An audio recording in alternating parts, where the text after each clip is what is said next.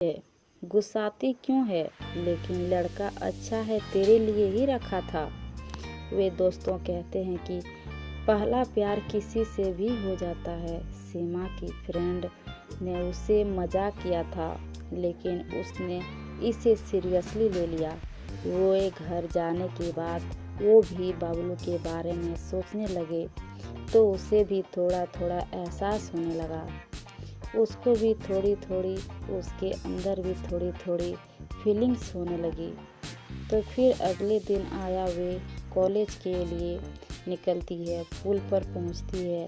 रोज की तरह बबलू वहां पर खड़ा था। सीमा उसको देखकर मुस्कुराती है। आके मिलती हूँ, जाना मत। दोस्तों फिर 3 बजे हैं, 4 फिर आती है, बबलू के पास आती है और सीमा कहती है, समोसे खाओगे? बबलू बोलता है, समोसे? तो बोलती है, हाँ लाए हो तुम्हारे लिए। तो बोलता है, मेरे लिए क्यों?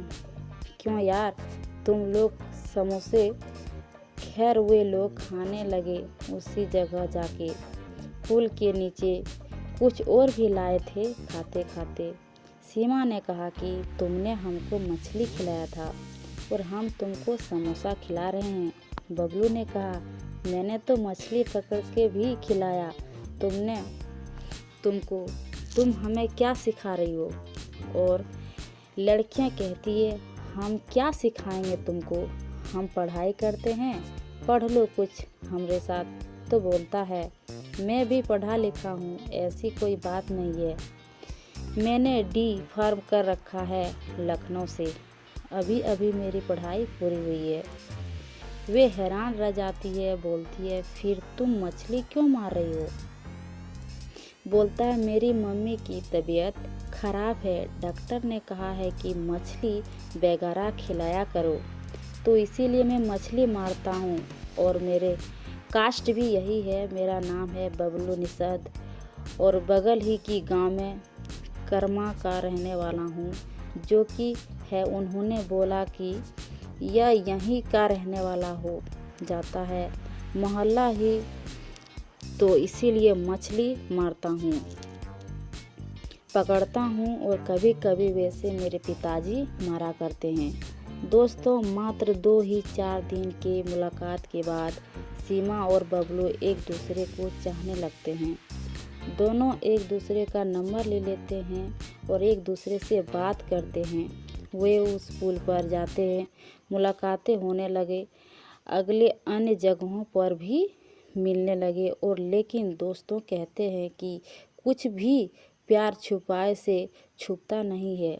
किसी ने तरीके से सीमा से घर वालों को बताया, पता चल गया। उसके जो घर वाले थे दबंग किस्म के आदमी थे। उसके पिता ठेकेदार है, उसके जो चाचा है वो भी ठेकेदार है, और उसका जो बड़ा भाई है, ये सारे लोग पूरा खानदान ही, वे पूरा गांव ही एक गांव के लिए लोग होते हैं। चारों लड़कों को वे गांव की दबंग किस्म का है। और दोस्तों उसके बाद 4-5 लोग एक दिन गाड़ी से पहुंचते हैं पुल पर, और पहुंचते ही बबलू तालाब भूसे की बौछार कर देते हैं। वे समझ नहीं पाता है मुझे लोग क्यों मार रहे हैं। 2-4 लोग और भी थे, वे डर के मारे बगल हो जाते हैं। तो उसमें से एक आदमी जो है बोलता है कि अपनी औकात में रहो, ज़्यादा इश्कबाजी करने की कोशिश की तो मार के फेंक दूंगा, किसी को पता नहीं चलेगा बेटा, अभी तुम जानते नहीं हो हम लोग को। दोस्तों समझ जाता है। उसके बाद पुल छोड़ देता है कुछ दिन के लिए। लेकिन क्या किसी ने खूब लिखा है कि कर दे मुश्किल जीना इश्क कमीना। जो हाल बबलू का था उसके बिना, वह हाल अपनी सीमा को भी था। दोनों एक दूसरे से मिले बिना एक बेचैन हो रहे थे। 4-6 दिन बीतता है, जो है जब डर अंदर से कुछ खत्म होता है। सो लोग फिर उसी पुल पर आते हैं और फिर मुलाकात शुरू हो जाता है। फिर एक दिन वो उसी वक्त पहुंच जाते हैं जिस वक्त सीमा और बबलू एक दूसरे से बातचीत कर रहे थे। पुल पर दोस्तों जाते ही उसको इतना मारते हैं कि अपनी जान बचाने के लिए बबलू नदी में कूद पड़ता है। सीमा जो है वो बीच बचाव करने के लिए कोशिश करती है, बाकी लड़कियां भी पीछे हट जाती है। तो कुछ दिनों के बाद वे दोनों ऐसे करते हैं कि एक मंदिर में जाकर वे दोनों अपने शादी कर लेते हैं। साथ में जीने मरने की वे दोनों कसम खा लेते हैं। उसके बाद उसे पिताजी और उसने के घर वालों को सब सीमा को जानते हैं कि अब यह दोनों ऐसे मानने वाले में से है नहीं। तो उसे बबलू निषद को झूठे केस में छेड़खानी के आरोप में 304 महीने के लिए उसे जेल भेज देते हैं और इसके बीच एक लड़के से शादी सीमा को लगा दिया जाता है। उत्तर प्रदेश में रामपुर गांव में जिस जिले का नाम होता है संजय सिंह, लड़के का नाम होता है संजय सिंह। दोस्तों शादी होने के बाद जब वो घर जाती है तब फिर वहाँ सुहाग वाली रात भी कहानी शुरू हो जाती है। उसके बाद संजय उसको बहुत धमकाता है कि तुम्हारी हिम्मत कैसे हुई और इतना खर्चा करके तुमको ब्याह करके लाए हैं। तुम क्या सोचती हुई इतनी आसानी से तुमको मरने देंगे? तुमने जो भी किया उसके लिए मुझे कोई भी मतलब नहीं है, लेकिन अब तुम मेरी हो और अगर ऐसा नहीं रहोगी तो फिर कैसे भी करके तुम्हें रखेंगे, लेकिन तुम्हें मेरे पास ही रहना पड़ेगा। दोस्तों इतना सुनते ही वो बोलती है कि तुम जो भी कर लो कभी ना कभी तुम मुझे अकेला छोड़ोगे और उसके बाद में अपनी जान दे दूंगी। वे अपनी सारी कहानी बताती है कि एक बबलू नाम का लड़का है, मैं उससे प्यार करती हूँ। सारी कहानी बता देती है। दोस्तों बहुत बातें करने के बाद जो संजय होता है वो कमरे से बाहर चला जाता है और 5 मिनट भीतर बाद वापस आता है, लेकिन उसके पीछे पीछे बबलू भी होता है। बबलू कमरे में आता है और आवाज़ देता है कि सीमा।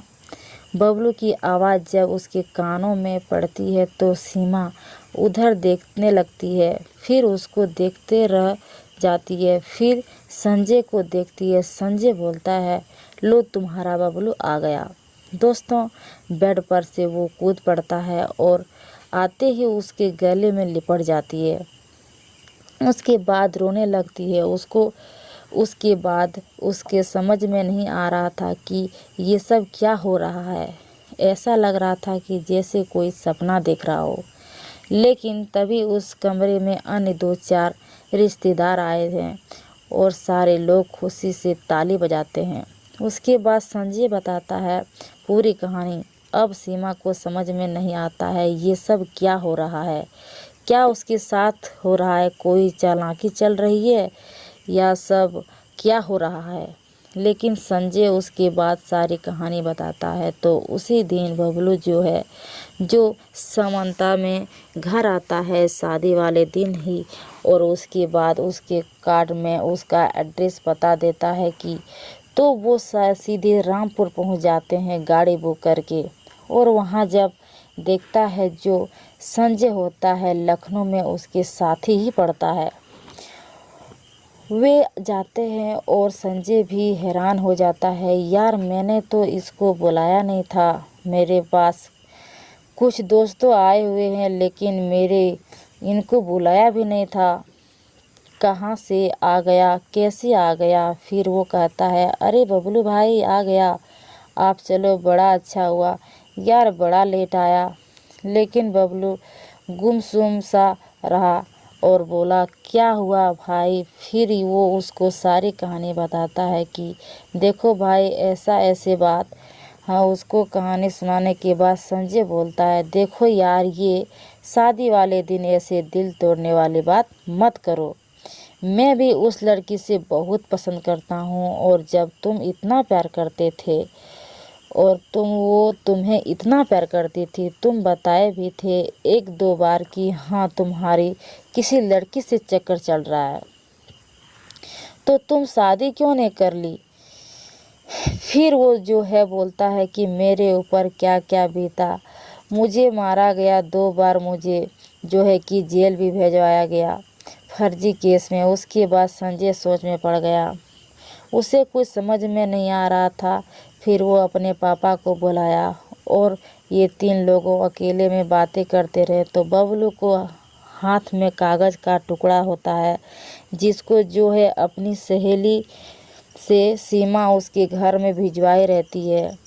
उसमें लिखा था कि तुम जेल में हो, मेरी शादी हो रही है, लेकिन मेरे माँ बाप को जो मुझ पर अधिकार है उसको अनुसार मैं तो शादी कर लूँगी, लेकिन अगले दिन मेरी लाश मेरा दरवाजे पर होगी, ये मैं तुमसे वादा करती हूँ। दोस्तों, जब ये कागज़ वो लोग देखते हैं तो सोच में पड़ जाते हैं, बोलते हैं कि वह क्या किया जाए इसमें अगर तुम शादी उससे होगी नहीं, क्योंकि तुम्हारे साथ इतना कुछ हुआ है।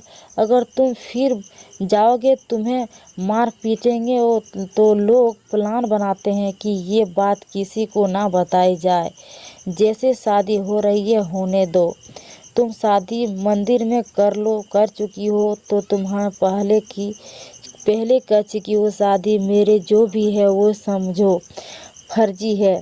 शादी करने के बाद लाऊंगा और उसके बाद भाई उससे पूछूंगा कि वो वाकई में तुमसे प्यार करती है। उसके बाद अगर तुम प्यार करती हो तो तुम्हारी पत्नी तुम्हें मिल जाएगी। दोस्तों, ऐसा ही हुआ।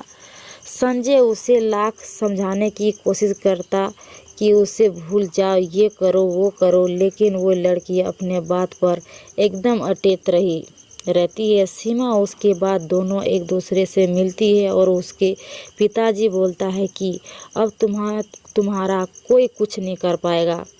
उसने जो पिताजी होते हैं जाने माने वकील होते हैं, तुम्हारा वह लोग कुछ करेंगे तो उसका जिम्मेवारी मेरे ऊपर है, मैं तुम लोगों को लिपट लूँगा। आशा करते हैं दोस्तों यह छोटी सी 21 जनवरी 2024 कहानी हकीकत में आप लोगों को अच्छी लगी होगी तो लाइक और कमेंट करना ना भूलें। और ऐसे ही इंटरेस्ट कहानी वीडियो और टीवी न्यूज़ पर अक्सर यह कहानी नहीं मिलती है। दोस्तों, मुझे ऐसा लगा कि यदि मुझे आप लोगों के साथ इस तरह का इंटरेस्टिंग अच्छी कहानी शेयर करनी चाहिए तो मैंने शेयर किया।